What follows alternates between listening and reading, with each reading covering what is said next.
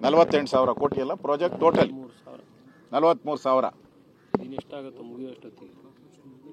ಎತ್ತಿನ ಹೊಳೆ 8,000 ಕೋಟಿ, ಎತ್ತಿನ ಹೊಳೆ 8,000 ಕೋಟಿ. ಈಗ ಅದು 28,000 ಕೋಟಿ ಆಗಿದೆ. ಮುಂದೆ ಅದು 48,000 ಕೋಟಿಗೆ ಹೋಗ್ತೈತೆ. ಇನ್ನು ಪ್ರಾಜೆಕ್ಟ್ ಅಂತೂ ಕಂಪ್ಲೀಟ್ ಆಗಿಲ್ಲ.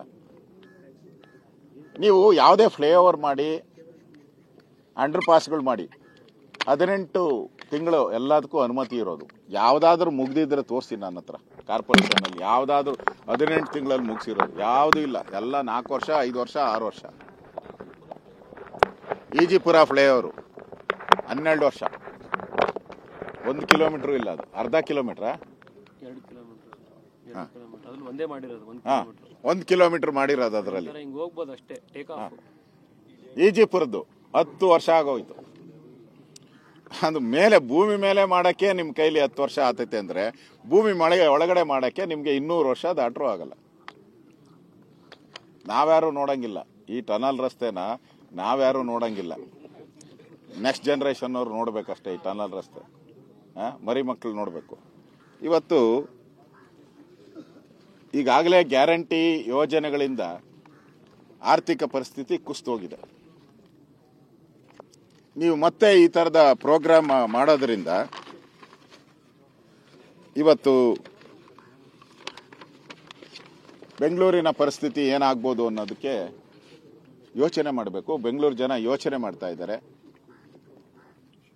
ಈ ಟನಲ್ ರೋಡ್ ರಸ್ತೆಗೆ ನಾವು ಲೆಕ್ಕ ಮಾಡಿದ್ರಿ, 1 ತಿಂಗಳಿಗೆ ಅವನು ಟನಲ್ ರೋಡಲ್ಲಿ ಟ್ರಾವೆಲ್ ಮಾಡಿದ್ರೆ ಅವನು 16,000ದಿಂದ 18,000 ರೂಪಾಯಿ ಕಟ್ಟಬೇಕು ತಿಂಗಳಿಗೆ. ಭಾನುವಾರ ಹೋಗ್ಲಿಲ್ಲ ಅಂದ್ರೆ, ಭಾನುವಾರ ಹೋಗಿಲ್ಲ ಅಂದ್ರೆ, ಹೋದ ಅಂದ್ರೆ 20,000. ಭಾನುವಾರನೂ ಟ್ರಾವೆಲ್ ಮಾಡ್ತೀನಿ ನಾನು, ಶನಿವಾರನೂ ಟ್ರಾವೆಲ್ ಮಾಡ್ತೀನಿ ಅಂದ್ರೆ 20,000 ಕೊಡ್ಬೇಕು ಅವನು ತಿಂಗಳಿಗೆ. ಅಷ್ಟು ಕಟ್ಬಿಟ್ರೆ ಒಂದು ಇದ್ರ ಕಾರ್, ಬೆನ್ಸ್ ಕಾರೇ ಬಂದ್ಬಿಡ್ತೈತೆ. ಈ ಲೋನ್ ಕಟ್ಬಿಟ್ರೆ ಅದು EMI ಕಟ್ಬಿಟ್ರೆ ಹೊಸ ಕಾರೇ ಬಂದ್ಬಿಡ್ತೈತೆ. ಸರ್, ಹೋಮ್ ಲೋನ್ ತಗೊಂಡು ಮನೆ ಕಟ್ಬಿಡ್ಬೋದು. ಆರಾಮ್ಸೆ 20,000 ರೂಪಾಯಿ ತಿಂಗಳು ಕಟ್ತೀನಿ ಅಂದ್ರೆ ಒಳ್ಳೆ ವಿಲ್ಲಾ ಬಂದ್ಬಿಡುತ್ತೆ ನಿಮ್ಗೆ. 3 ಬೆಡ್ರೂಮ್ ವಿಲ್ಲಾ ಬಂದ್ಬಿಡುತ್ತೆ ಒಟ್ಟು ಆರಾಮ್ಸೆ ನಿಮ್ಗೆ. ಯಾರು ಮಾಡ್ತಾರೆ ಇದು? 20,000 ರೂಪಾಯಿ ಕೊಟ್ಟು ಯಾರು ಹೋಗುವಂತವ್ರು ಯಾರಿದ್ದಾರೆ? ಮತ್ತೆ ನಮ್ಮ ಅಶ್ವಥ್ ನಾರಾಯಣ ಅವರು ನಿನ್ನೆಯಿಂದ ನನಗೆ ನಿರಂತರವಾಗಿ ಕಾಲ್ ಮೇಲೆ ರಿಂಗ್ ಆಗ್ತಾನೆ ಇದೆ ಟೋನು.